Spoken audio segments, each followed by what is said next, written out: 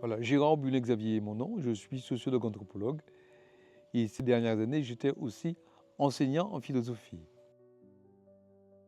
Mais parce que le contexte donc local, national et international interpelle tout le monde, n'est-ce pas? Par rapport à l'intensité des crises qui existent, crise économique, crise sociale, crise politique, géopolitique, qui mettent nos sociétés en grande difficulté. À cela s'ajoutent les crises du sens, dont on ne parle pas beaucoup, et les crises de l'existence. Nous assistons à de lourds dérèglements. Dérèglements venant du fait qu'on ait perdu des repères assez conséquents, les valeurs structurantes. Et à cela s'ajoute ce qui relève de la désocialisation, de la désacralisation, de la désymbolisation. Autant d'éléments qui, finalement, perturbent l'ensemble de nos systèmes. C'est d'abord Max Weber, en 1905, c'est un sociologue qui a parlé du désenchantement du monde, donc indiquant le fait qu'avec l'effondrement des valeurs, le système allait commencer à s'emballer. Et effectivement, on constate aujourd'hui, en 2026, que le monde est désenchanté. Oui et non. Notre système s'est organisé autour de l'avoir, du pouvoir, de l'apparence, qui ont fragilisé l'individu et créé des crises, n'est-ce pas, individuelles et collectives. C'est la raison pour laquelle je pense que le réenchantement de soi et parler donc de spiritualité passe d'abord par le fait que l'individu puisse se rencontrer lui-même, rencontrer sa dimension individuelle, rencontrer son humanité et rencontrer sa part sacrée. La spiritualité, c'est une manière de penser, de vivre à travers des valeurs structurantes. Sans cela que je pense que la spiritualité est un élément fondamental. Le fait est que d'ailleurs, qu'il y a quelques années, j'avais écrit un ouvrage qui s'appelle Homo Spiritualis, ou la dimension spirituelle de l'homme, parce que je suis convaincu que tout individu porte en lui une part sacrée qui peut l'aider à se transcender. Sans cela que la dimension spirituelle est forte. De manière à ce que l'individu puisse passer de vie à existence. Fondamentalement. Parce qu'on nous a soumis à de trop fortes doses d'aliénation, de dépossession, de racialisation. On a perdu notre âme. Et il faut absolument que chacun puisse s'en saisir, le reconquérir, et s'émancipe au point de vouloir changer. Le chaos est une opportunité, n'est-ce pas? Parce qu'il interpelle chacun dans ses limites, dans ses suffisances, dans l'espoir qu'il peut avoir. L'espoir est humain, l'espérance est sacrée. Dès lors, je pense que c'est une opportunité qui est donnée à l'homme de revenir sur les fondamentaux, sur les choses les plus essentielles, que sont son humanité et sa part sacrée.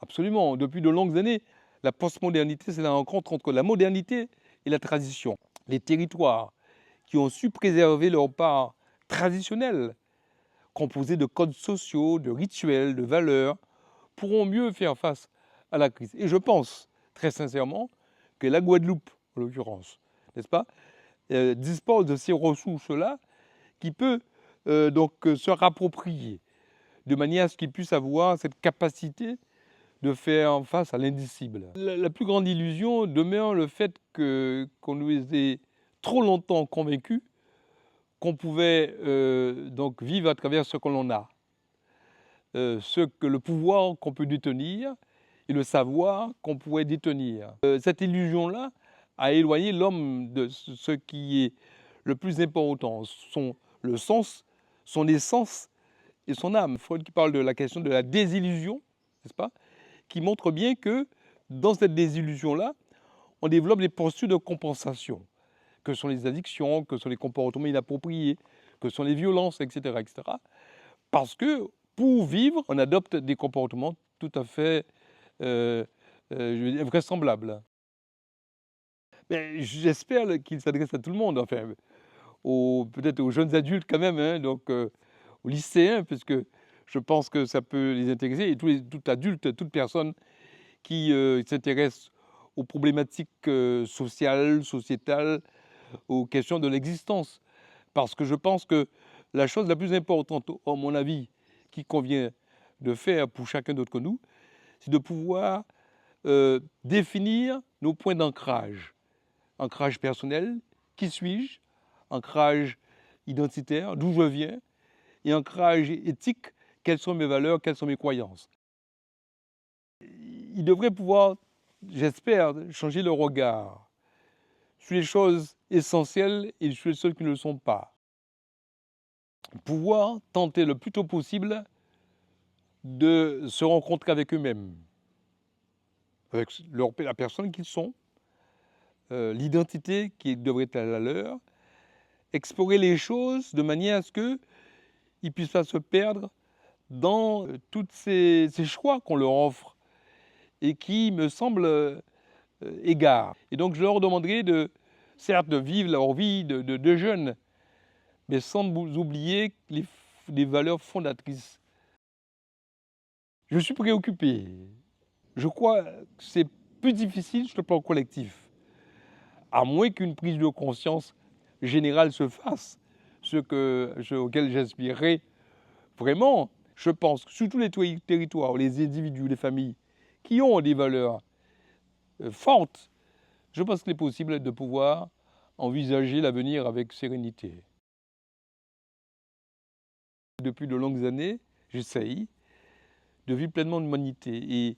Et c'est ces jeunes Perses qui parlent d'apprendre l'humanité de son humanité et vivre à travers les valeurs qui me semblent chères, n'est-ce pas, à ma conscience, le respect, le partage, donc la tolérance, l'amour, d'une part. Et c'est vrai que je suis croyant, mais dans une démarche qui est active. C'est-à-dire que j'essaie de vivre plutôt que de pouvoir me soumettre à des dogmes, à des rites, à des rituels. J'essaye chaque jour d'enrichir, de réinventer ma vie, en faisant vivre ma part sacrée, en allant au-delà de ce que je suis.